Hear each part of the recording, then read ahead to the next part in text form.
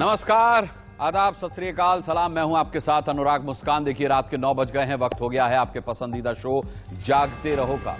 तो आज हम सबसे पहले बात करेंगे भारतीय वायुसेना प्रमुख के उस बयान की जिसमें उन्होंने कहा है कि छोटे युद्ध के लिए तैयार रहे एयरफोर्स। फिर उन्होंने कहा कि कम समय में तेज युद्ध के लिए तैयार रहे एयरफोर्स। जी हां, और शॉर्ट नोटिस पर छोटे युद्ध के लिए तैयार हो। क्या मायने हैं इस बयान को, समझेंगे इस शो में। क्यों जरूरत पड़ी आखिर इस बयान की।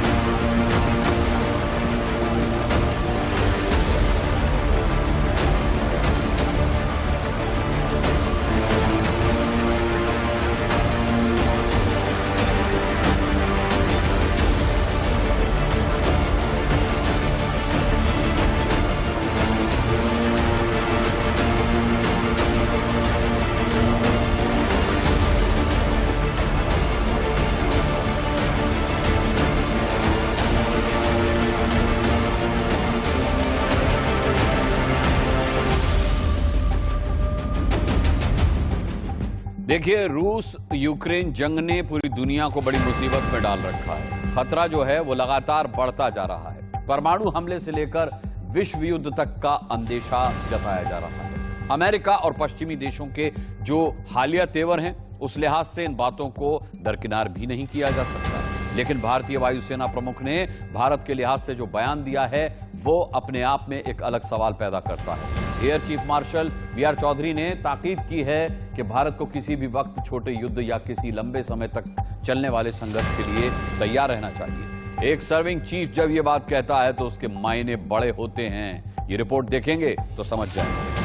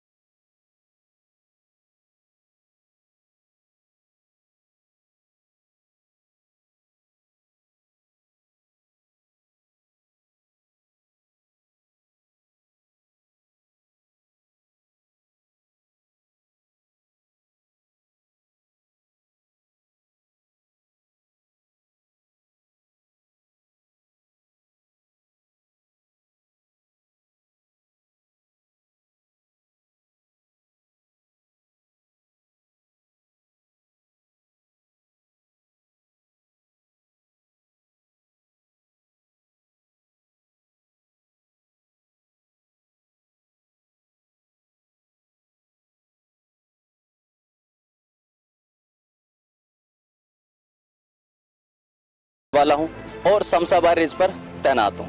लाइन ऑफ कंट्रोल पे अपने साथियों के साथ लगातार हम सेवा देते हैं और देश का सैनिक होने पर मुझे फक्र है। कैसा भी माहौल या हालात होने पर हम देश के दुश्मन के नापाक इरादों को नास्तनाबूद करने और देश की रक्षा करने के लिए तैयार हैं। इस इलाके में लगातार अमन और शांति कायम करने में हम कामयाब रहे हैं।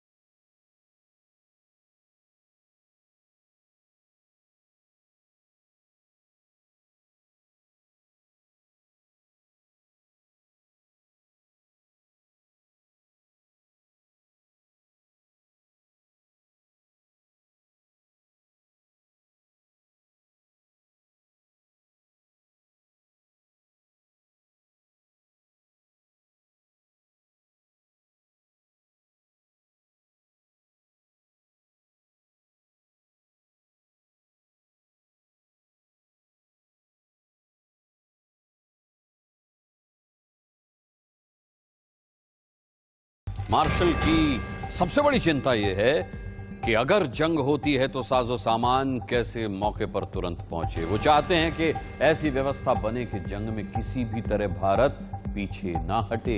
यूक्रेन जंग में हमने देखा कि रूसी सेना लॉजिस्टिक्स के मामले में कई मोर्चों पर मात खा गई थी और बढ़त बनाने के बावजूद भी रूसी सेना काफी पीछे रही।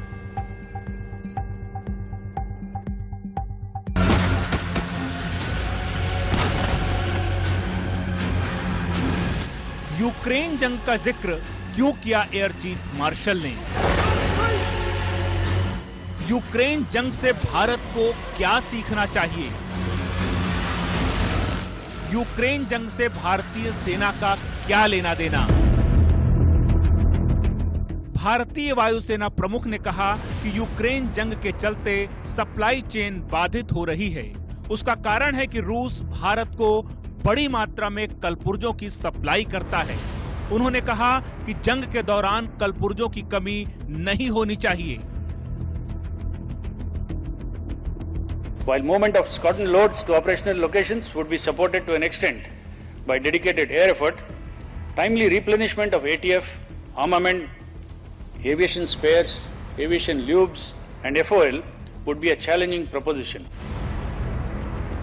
एयर चीफ मार्शल भविष्य की ओर देख रहे हैं। दुनिया की बदलती परिस्थितियों पर भी उनकी नजर है। यही वजह है कि वो लॉजिस्टिक्स की बात कर रहे हैं। वो कहते हैं कि लॉजिस्टिक्स में बड़े बदलाव की जरूरत है।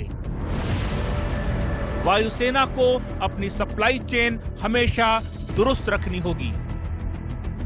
वक्त रहते जरूरतों का आकलन करना होगा। सामान जमा करने के सिद्धांत पर काम करना होगा।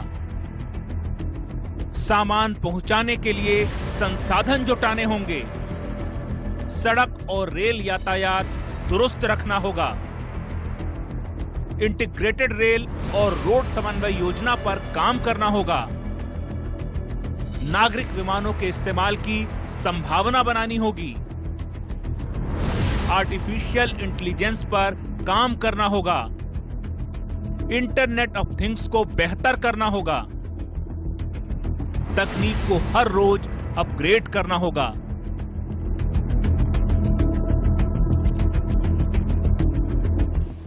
As during contingencies, the roads and railheads would be choked due to simultaneous movement of the Indian Army along the same axis. Towards this, we need to formalize an integrated roll and rail management plan and explore the feasibility of increased containerization and use of civilian wide-bodied aircraft. पूरी दुनिया की नजर इस वक्त Ukraine जंग पर है। उस जंग में हाइपरसोनिक हथियारों का इस्तेमाल खुलकर हो रहा है। वायुसेना के चीफ चाहते हैं कि भारत को अपने हथियारों के जखीरे में ऐसे मिसाइलों को रखने से नहीं हिचकना चाहिए, क्योंकि ये नया भारत है और दुनिया में नित नए खतरे बढ़ रहे हैं। Bureau report, India news. ये एक तरीके से सोचा और देखा जाए तो चर्चा का विषय है और इस पर चर्चा के लिए हमारे साथ दो रक्षा विशेषज्ञ इस वक्त जुड़ रहे हैं। Group captain retired BN Jha साहब हमारे साथ हैं और air commander retired doctor Ashminder Singh Bahal हमारे साथ हैं। डॉक्टर अशमिंदर सिंह बहल, सबसे पहले मैं आपसे ये पूछना चाहूंगा कि एयरफोर्स चीफ का ये बयान क्या कहता है, हमें इसे किस तरीके से समझना चाहिए? देखिए, भारतीय वायुसेना जो है विश्व की चौथी बड़ी वायुसेना है। इसमें आज आधुनिक जहाज हैं, चाहे वो मिग 29 हो, सुखोई 30 MKI और रफाल 4.5 जनरेशन लो ऑब्जर्वेबल फाइटर एयरक्राफ्ट, और उसमें ऐसे ऐसे हथियार लगे हैं जिससे हम अपनी जमीन में रहते हुए, अपने हदों में रहते हुए दुश्मन के बहुत डीप तक स्ट्राइक कर सकते हैं। और इसकी वजह से हम कहते हैं कि चाहे चाइना के पास 5th जनरेशन जहाज हो J-20, हमारी वायुसेना ज्यादा प्रोफेशनल है और दुनिया इसका लोहा मानती है। तो जो आज ये आया है बयान चीफ ऑफ एयर स्टाफ का, ये एक सेमिनार के अंदर हुआ है। ये लॉजिस्टिक्स का सेमिनार था, लेकिन भारत आज बहुत ही चैलेंजिंग टाइम से गुजर रहा है। एक साइड पे तो पाकिस्तान की थ्रेट है, और चाहे आपने उरी में देखा या पठानकोट में देखा या पुलवामा में देखा, और उसके बाद हमने बालाकोट में स्ट्राइक भी की और उनका रिएक्शन भी आया था। या फिर अगर हम लद्दाख पे देखें, पूर्वी लद्दाख पे, तो हमारे सामने जो थ्रेट्स हैं इस समय, या तो वन फ्रंट पाकिस्तान के अगेंस्ट, या चाइना के, या टू फ्रंट, यानी कि चीन के साथ हुई तो पाकिस्तान भी शायद जंप कर जाएगा कुछ एरियाज, खासकर एलओसी के अंदर। तो वहां पे जो वो कह रहे थे कि शॉर्ट ड्यूरेशन वॉर की बात कर रहे थे, छोटी अवधि तेज गति की वॉर, वो इसलिए कह रहे थे कि पाकिस्तान टैक्टिकल न्यूक्लियर वेपन का इस्तेमाल कर सकता है, और अगर वो टैक्टिकल न्यूक्लियर वेपन का इस्तेमाल करता है तो हमको उसके थ्रेशोल्ड क्रॉस करने से पहले अपने पॉलिटिकल ऑब्जेक्टिव्स को अचीव करना पड़ेगा। इसलिए हाई इंटेंसिटी वॉर होगा, और जब भी short duration high intensity war होता है तो उसमें सपोर्ट सिस्टम जो रिक्वायर्ड होती है उसकी बहुत ज्यादा अहमियत हो जाती है। आपने रशिया यूक्रेन युद्ध का देखा, उसके अंदर कीव तक की उनकी 64 किलोमीटर लंबी लाइनें थी, लेकिन उनके टैंकों में फ्यूल नहीं था। उनकी सप्लाई लाइन जो थी वो कहीं ना कहीं कैचअप नहीं कर पा रही थी, जो एडवांस कर गए थे रशिया के जहाज, रशिया के टैंक या उनके बख्तरबंद गाड़ियां। तो ये से हम लेसन लेते हुए हम ये कहते हैं कि हमें पहले से ही अपने जो सपोर्ट है, स्पेयर सपोर्ट है, लॉजिस्टिक्स है, फ्यूल है, लिक्विड ऑक्सीजन है, या फिर हथियार है या असला है जो इन जहाजों पे लगता है। और हमारे जहाज कितने टाइप के हैं, आप रशिया से देखिए मिग-29 Su-30, और अगर फ्रांस से देखिए रफाल मिराज 2000, अगर अमेरिका से देखिए C-17, C-130 चिनूक, और साथ में अटैक हेलीकॉप्टर अपाचे, और अगर ब्रिटेन से देखें हॉक, तो कहीं ना कहीं आप इजराइल से देखें ड्रोन, इन सब की अपनी अपनी यूनिक रिक्वायरमेंट्स है। और अगर इसको आज हमने युद्ध शुरू होने से पहले ये प्रॉब्लम्स को सॉल्व नहीं किया तो युद्ध के टाइम में बहुत मुश्किल आ सकती है। और ये जो चीजें उन्होंने जितने भी एनुमरेट किए, मैं इसके ऊपर घंटों बोल सकता हूं, आप प्रश्न पूछेंगे पर अभी विशेषज्ञ भी है तो जब भी अश्विंदर जी मैं लौटूंगा आपके पास सर आपके रिएक्शन के लिए। वीएन झा साहब, यहां सवाल ये उठता है कि क्या ये स्ट्रेटेजी हो सकती है, क्योंकि अगर एयरफोर्स चीफ को कोई इंस्ट्रक्शन देना था तो वो प्रेस कॉन्फ्रेंस करके क्यों देंगे अपनी सेना को इंस्ट्रक्शन? क्या ये एक स्ट्रेटेजी भी हो सकती है दुश्मन को डराने की? नमस्कार जी, और अपने चैनल पर बुलाने के लिए बहुत बहुत धन्यवाद। देखिए, ये जो चीजें उन्होंने कही हैं, ये जैसे बहल जी आपको बता रहे थे कि ये एक सेमिनार के दौरान उन्होंने अपने विचार रखे थे, और ये यूजुअल कन्वेंशन है कि जब भी कोई भी रक्षा के जो हेड आपके पास में आएंगे तो अपने जो वो एक प्रिपेयर्डनेस है उसके ऊपर में जो समसामरिक चीजें हैं उसके ऊपर में वो अपने विचार रखते हैं। और यही वो चीज है कि जितने भी चीजें उन्होंने कही है, ये एक लॉजिस्टिक्स पॉइंट ऑफ व्यू से उन्होंने कही कि लॉजिस्टिकली हमें किस तरह से प्रिपेयर रहना चाहिए। क्योंकि हम एक चीज मान लें, हम अभी तक आत्मनिर्भर नहीं हैं, हम अधिक से अधिक चीजों के लिए दूसरे पे निर्भर हैं, चाहे वो एयरक्राफ्ट के स्पेयर पार्ट्स हो, चाहे ऑयल और बाकी जो ट्यूब्स हैं उसके लिए हो, चाहे और बहुत सारे स्पेयर चीजें जो हैं उसके लिए हम दूसरों पे निर्भर हैं। हमारी पहली जहाज एयरक्राफ्ट जो तेजस आई हुई है वो हमारी अपनी है, और उसको सिर्फ 2 स्क्वाड्रन अभी हैं, और वो भी शायद फुल्ली ऑपरेशनली वहां पे डिप्लॉयड नहीं हुए। तो ये चीजें हमें ध्यान में रख के चलना पड़ेगा। वो जमाने गए जबकि हम मुंह देखते रह जाते थे कि हमारे पास में 100 चीज नहीं है, या कोई अगर वॉर की स्थिति आई तो हमें 7 दिन का या 10 दिन का या 15 दिन का हमारे पास में असला होता था। तो वो जमाने गए, और अभी जो अभी यूक्रेन के लिए उन्होंने जो जिज्ञासा की है, जिक्र किया हुआ है, ये यूक्रेन का युद्ध हमें ये चीज दिखाता है कि जो युद्ध लगभग 7 दिनों में खत्म होने वाली थी वो आज 2 महीने के आगे चली गई है, और अभी भी कहीं खत्म होने का उसका नामो निशान नहीं है। तो जहां तक रशिया की बात है, जहां तक चाइना की बात है, ये दो जो नेशंस हैं ये सेल्फ सफिशिएंट हैं बाय एंड लार्ज। ये अपना जो सैनिक कार्रवाई है ये महीनों कंटिन्यू रह सकते हैं। पाकिस्तान ऑफकोर्स छोटा सा है, तो जब भी पाकिस्तान आपके ऊपर में हमला करेगा या हमारे ऊपर में हमला करना चाहेगा तो उसकी एक शॉर्ट स्पैन होगी। लेकिन वही चीज एक जो एयर चीफ कह रहे थे, वो हिंट दे रहे थे आपको कि हो सकता है ये कि शॉर्ट इंटेंस कैंपेन हो एलओसी के थ्रू, पाकिस्तान के थ्रू, या फिर लॉन्ग कैंपेन हो जो कि आपको एलएसी के थ्रू आएगा। क्योंकि चीन जल्दी नहीं हटेगा। ये देखिए 2019-20 में जो आया हुआ है LAC पे, वो अभी तक डटा हुआ हॉट स्प्रिंग के, जिससे आपने जिक्र किया था।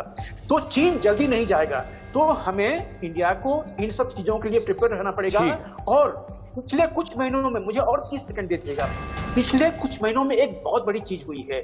ये आत्मनिर्भर प्लांट के अंदर में जो गोला बारूद हैं, अब जो जितने भी ऑर्डिनेंस फैक्ट्रीज हैं, उसके जो चेंजेस हुए हैं उसके प्लान, अब ये असला बारूद यहाँ पे बनेंगे।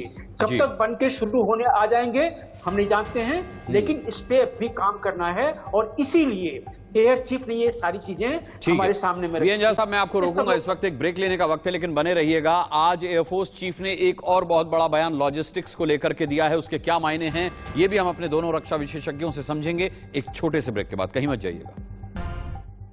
ब्रेक के बाद एक बार फिर बहुत बहुत स्वागत है आपका। हम ब्रेक पर जाने से पहले आपको बता रहे थे कि कैसे एयरफोर्स चीफ ने आज एयरफोर्स को इशारा किया एक सेमिनार में कि छोटे युद्ध के लिए तैयार रहें, शॉर्ट नोटिस पर होने वाले युद्ध के लिए तैयार रहें। इसी के मायने हम समझ रहे हैं कि इसके क्या मायने हैं, और इसके लिए हमारे साथ दो रक्षा विशेषज्ञ जुड़े हुए हैं। Group captain retired VN Jha साहब हैं हमारे साथ, और air commander retired doctor Ashminder Singh Bahal साहब हैं हमारे साथ। अशमिंदर सिंह बहल जी, मैं आपसे समझना चाहूंगा, क्योंकि आज एयरफोर्स चीफ ने लॉजिस्टिक्स की कमी का हवाला देते हुए यूक्रेन और रूस के युद्ध का भी जिक्र किया, और उन्होंने ये भी कहा कि लॉजिस्टिक्स की कमी की वजह से रूस किस तरीके से पिछड़ रहा है पूरे युद्ध में। ये उदाहरण उन्हें देने की जरूरत क्यों पड़ी?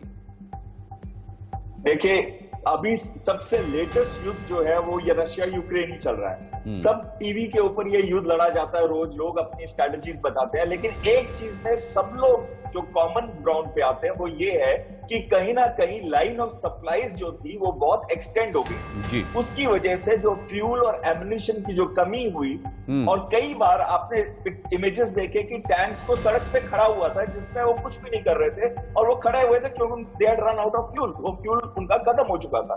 तो ये बहुत क्लियरली दर्शा रहा था कि अगर हम इस युद्ध से नहीं सीखेंगे तो हम कहां से सीखेंगे। जो अच्छे प्रोफेशनल होते हैं वो दूसरों की गलतियों से सीखते हैं। खैर, हमारे ऐसे भी कुछ होते हैं जो हम अपनी गलतियों से सीखते हैं, लेकिन अच्छे प्रोफेशनल दूसरों की गलतियों से सीखते हैं। और एक चीज मैं यहाँ कहना चाहूंगा जो उन्होंने बहुत ही महत्वपूर्ण कही है, और वो चीज उन्होंने कही है कि जब अगर लड़ाई होगी तो जो एडवांस वार्निंग है, पहले बहुत होता था, पहले कई महीनों का नोटिस मिलता था। जैसे कि 1971 की लड़ाई थी तो अप्रैल मई में मिसेस गांधी ने मीटिंग की थी, और तब ये डिसाइड किया गया था कि हम पूरी तरह से तैयार होकर लड़ाई पे जाएंगे, और वो लड़ाई दिसंबर में हुई, यानी कि 7 महीने के बाद हुई। लेकिन अब ये ऐसी लग्जरी नहीं है किसी के पास, जो नोटिस होगा वो बहुत छोटा होगा। जैसे कि जब उरी में हमको 11 दिन के अंदर क्रॉस बॉर्डर अटैक करना था, और जैसे कि जब पुलवामा का अटैक हुआ उसके बाद देखिए कुछ ही दिनों के बाद भारतीय वायुसेना ने बालाकोट पे हमला किया था। तो इसका ये मतलब है कि जो हमें तैयारी करनी है अपनी लॉजिस्टिक सपोर्ट की, वो इन्हीं कुछ ही दिनों में करनी होगी। और इस टाइम पे जो ट्रेन्स हैं वो आर्मी का भी सामान कैरी कर रही होंगी। तो कहीं ना कहीं हम लोग क्या करते हैं कि पीस टाइम में हमको लगता है कि लड़ाई होने वाली ही नहीं है, तो इस वजह से वो एक हम ट्रेन को बना तो लेते हैं अपने प्लानिंग के अंदर, पर क्या वो ट्रेन का जो रिक्वायरमेंट है, रोड का जो रिक्वायरमेंट है, एयर का जो रिक्वायरमेंट है, उसको हमने सुपर इम्पोज किया है अपनी आर्मी के साथ, क्या उसको इंटीग्रेट किया? एक बहुत ही महत्वपूर्ण बहुत महत्वपूर्ण बात आप कह रहे हैं वीएन झा साहब। इसीलिए शायद एयरफोर्स चीफ ने रेल और रोड के कोऑर्डिनेशन की बात की। उन्होंने कहा कि सामान की आवाजाही में रोड और रेल का कोऑर्डिनेशन भी होना चाहिए, जिस बात का जिक्र अशमिंदर सिंह बहल साहब कर रहे हैं। जी अनुराग जी, बिल्कुल ठीक कहा आपने। देखिए, आज की वास्तविकता ये है कि हमारा जितना भी इंफ्रास्ट्रक्चर है मोस्टली ये ओपन है, इन द सेंस कि आप स्पेस से देख सकते हैं यहाँ पे क्या है। तो अगर एक लड़ाई होती है अगर लद्दाख में, तो लद्दाख के अप्रोचेस एरिया क्या क्या है? रोड से बस एक तरफ मनाली की तरफ से जा रहे हैं, और दूसरा मेन श्रीनगर की तरफ में है। ये दो मेन हैं, और ऑफ कोर्स जहाँ पे एयर रूट्स हैं, एयर रूट्स ओपन हैं। लेकिन क्या होगा अगर मान लीजिए उन्होंने अगर लेह को किसी तरह से तबाह कर दिया, फिर क्या होगा? फिर आपके एयरक्राफ्ट या लॉजिस्टिक्स वहाँ पे कैसे पहुंचेंगे? तो एक चीज जो उन्होंने कही थी, एक कॉम्बो रेल रोड ये कॉन्सेप्ट जो है ये शुरू होना चाहिए, और ऑल्टरनेटिव हमेशा एक दूसरे के लिए रहना चाहिए। वीएन झा साहब, मैं एक चीज और समझना चाहूंगा कि क्या जंग का इतना बड़ा खतरा है जो उन्हें ये बात कहनी पड़ी एक सेमिनार में? नहीं, देखिए जंग का खतरा नहीं है। भारत यूक्रेन नहीं है कि कोई भी यहाँ पे जंग शुरू कर देगा। ये यूक्रेन नहीं है। भारत काफी सशक्त है, किसी को भी सोचना पड़ेगा और 10 बार सोचना पड़ेगा, खास करके चीनी को, क्योंकि देखिए हमारी हमेशा से एक पॉलिसी रही है कि हमारी डिफेंस पॉलिसी रही है कि हम लोग अपने आप को डिफेंड करेंगे चाहे कोई भी अटैक करे। लेकिन अगर चीन को अटैक करना होगा लद्दाख की तरफ से, माउंटेन की तरफ से, तो जो मिलिट्री टर्म्स हम लोग बोलते हैं कि अगर आपको दूसरे के ऊपर में कब्जा करना है माउंटेनस टेरेन में, तो 4.5 से लेके 6 गुना फोर्सेस और आर्मामेंट से आपको शक्ति से वहां से आपको अटैक करना पड़ेगा। तो क्या चीन ये करने के लिए तैयार है? नहीं, आंसर है नहीं। तो इस तरह की जो ऑफेंसिव एक्टिविटीज हैं ये बहुत विरले होते हैं और बहुत कम इसकी पॉसिबिलिटी है। एक सिर्फ जो मुश्किल एरिया है वो है डेप्सांग में। याद कीजिए, तो हमें 30 सेकंड और वीएनजा साहब, समय की पाबंदी है, लेकिन जितनी भी जानकारी आपने दी वो पर्याप्त मुझे लगती है। बिल्कुल एयरफोर्स चीफ के बयान से मुतालिक जितनी भी जानकारी हमें दर्शकों को देनी चाहिए थी। बहुत बहुत धन्यवाद करना चाहूंगा दोनों ही रक्षा विशेषज्ञों का मैं चर्चा में जुड़ने के लिए और अहम जानकारी साझा करने के लिए। आगे बढ़ेंगे।